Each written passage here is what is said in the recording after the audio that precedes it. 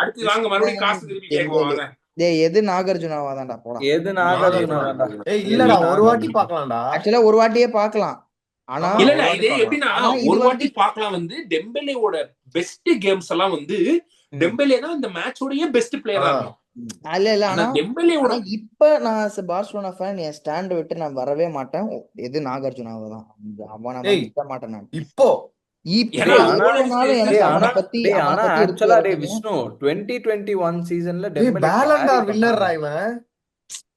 எல்லாம் எனக்கு தெரியாது. அது PSG. ஆமா இந்த வருஷம் பேலன் டார் வின்னர். டேய் அது PSG-ல தானடா. அதுக்கு அந்த டிரான்ஸ்ஃபர் மட்டும் தான் நம்ம ரைட் பண்றோம்.